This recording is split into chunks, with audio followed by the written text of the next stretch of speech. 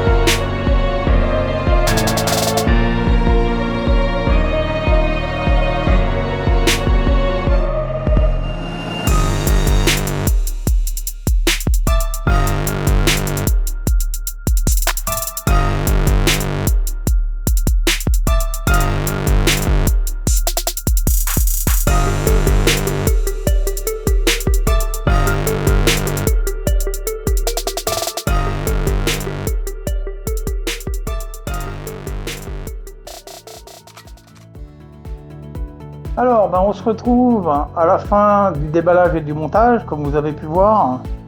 Alors, le montage de l'enclosure et du graveur m'ont pris en moyenne 1h20, 1h30. Alors, ça reste assez long, je vous avoue. Malgré tout, que ce soit avec l'enclosure ou le graveur, on a des documentations avec des belles illustrations en couleur, puisque la notice n'est pas en français. Ça se montre relativement assez bien. Qu'est-ce qu'on peut dire sur ce graveur Alpha MK2 Tout simplement, il a une surface de travail de 400 par 400. Il m'a été fourni avec un module 20 watts et un focus de 0,06. Voilà ce qu'on pouvait dire sur ce graveur laser. Le gros, je vous mettrai en haut à droite ou à gauche le descriptif général de ce laser. Pour l'enclosure, même chose. Ça a été assez simple à monter, comme je vous ai dit précédemment. Ça reste quand même malgré tout du bon matériel. On a une enclosure avec une finition en aluminium qui est assez robuste, qui est assez solide. Du plexiglas aussi qui me paraît bien solide. Donc voilà ce qu'on peut dire en gros de cet enclos et de ce graveur MK2. Donc je vous propose, c'est qu'on se rapproche, tout simplement comme je vous ai dit tout à l'heure, on va se rapprocher du graveur, on va faire le tour et on va regarder ce qu'il nous propose. Allez, à tout de suite. Alors, on se retrouve sur notre Algo Alpha MK2 20 watts. On va retrouver à droite de notre graveur tout simplement un petit coup de poing de marche arrêt. On va le remonter parce que ça fait un peu de bruit.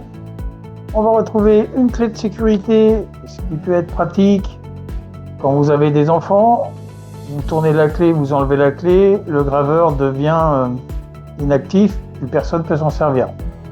Et on va retrouver un petit bouton marche arrêt pour éteindre le graveur.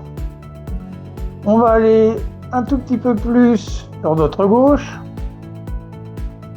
Alors, sur notre gauche, on va retrouver un bel écran tactile.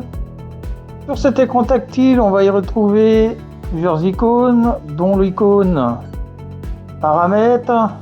Dans l'icône paramètres, on va y retrouver différents onglets. Alors, on va pas faire tous les onglets, on va faire les principaux. On va retrouver l'onglet Wi-Fi, puisque ce graveur, tu peux le connecter sur ton Wi-Fi, le Wi-Fi de la maison. Alors, ce qui est pratique avec ce graveur, c'est qu'on n'est pas obligé, vous savez, généralement, l'onglet Wi-Fi, c'est pour se relier avec une application mobile. là vous pourrez faire l'application mobile et directement relier Lightburn en Wi-Fi. Ça, c'est plutôt pratique. On va retrouver une touche clé USB. Là, ça va vous permettre d'importer directement vos G-codes dans la machine. Alors, c'est pas ce que je préfère le plus, hein. Comme on peut le voir, on a un onglet langue. Dans cet onglet, vous allez retrouver 6 langues. Un onglet diagnostic. On a un onglet système. Dans l'onglet système, on va retrouver différents onglets, toujours pareil. On va retrouver un onglet écran qui va vous permettre de veille. Là, par exemple, il est en veille dans 5 minutes. Si je ne touche pas au graveur ou que le graveur est inactif, l'écran va se mettre en veille tout seul. Et on va pouvoir éteindre le son pour éviter d'entendre dès qu'on touche à ce fameux écran tactile, le petit bip qui est désagréable pour les oreilles. On va aller sur la deuxième page. La deuxième page, elle va être essentiellement pour votre carte SD. Vous allez pouvoir nettoyer votre carte SD, formater votre carte SD et réinitialiser les paramètres initiaux de votre MK2. On va aller voir sur le côté gauche au niveau des raccordements de notre MK2. Alors, sur la gauche du graveur, on va retrouver tout simplement la prise d'alimentation. On va retrouver une prise qui va être pour brancher par exemple l'enclosure, le rotary, etc. On va retrouver un port USB-C pour relier directement à ton ordinateur et un petit port USB pour venir y apporter le G-code si on va travailler en hors ligne. On va regarder notre module 20 watts. Sur le dessus, on va retrouver la prise d'alimentation et l'alimentation de la pompe du Air Assist. Pour régler votre focus, rien de plus simple, c'est assez ingénieux, ça change des vis. On a, vous pouvez le voir ici, une petite manivelle. Alors c'est des mâchoires, hein. Vous montez, vous descendez le laser. Vous prenez la petite cale de focus qui est fournie avec. Vous posez votre module, vous relevez la petite manette et votre focus est réglé suivant le matériau que vous avez besoin. C'est tout ce qu'on peut dire sur ce petit module laser. À l'arrière, on y retrouve de chaque côté les petites vis de réglage pour la tension de vos courroies et sur le côté, le réglage définitif, le serrage définitif des courroies. On se retrouve devant notre enclosure. Alors il est plutôt joli quand même, hein. Comme on peut voir, il a une belle structure en aluminium. Il est plutôt chouette, il a une belle finition. Enfin, moi je trouve qu'il a une très belle finition. Donc on va retrouver sur notre enclosure, on va l'ouvrir. Alors quand on regarde sur notre porte, on va se retrouver avec des petits aimants de chaque côté. On va retrouver le même style sur le bas. Et tout simplement une sécurité de l'enclosure, de façon que quand on ouvre cette enclosure, ça arrête définitivement le graveur, il se met en pause. Dès que vous refermez la porte, la gravure elle repart tout simplement. Donc dans cette enclosure, on va retrouver différentes options. Donc je vais essayer de vous faire voir ça de l'intérieur. Alors à l'intérieur, on va retrouver une caméra qui est elle en HD. Il peut être pratique quand vous faites votre cadrage directement sur Lightburn. Donc c'est plutôt chouette qu'il propose cette option là. Et on va retrouver sur tout le long de la petite barre un ruban LED qui va nous donner un bel éclairage orangé de l'extérieur de notre enclosure. On va aller voir au fond de cette enclosure. Et au fond de cette enclosure, on va retrouver tout simplement le petit ventilateur d'extracteur, extraction des fumées. On n'a pas grand chose d'autre sur cette enclosure. On va retrouver à droite une apnée d'air automatique. Dès qu'on extrait de l'air, il faut faire rentrer de l'air dans une enclosure. Ça, c'est automatique. C'est tout ce qu'on va retrouver sur l'enclosure du Alpha MK2. On va faire le tour, hein. Elle est plutôt jolie, hein. Elle est plutôt chouette. Non, ça reste agréable, comme ça reste du très bon matériel, j'en suis super content. Donc je vous propose, c'est qu'on se retrouve directement sur Lightburn et puis on va voir comment paramétrer notre graveur Alpha MK2. Allez, à tout de suite. Alors, on se retrouve sur Lightburn. Alors quand vous vous connectez pour la première fois, on va se retrouver sur cette page-là. Pour configurer votre laser, on va aller tout simplement sur Gérer manuellement.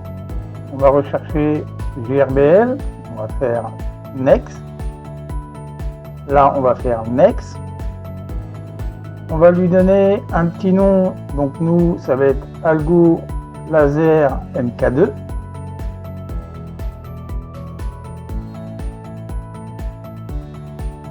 On va lui rentrer sa surface de travail. Comme on a dit précédemment, nous, c'est 400 par 400.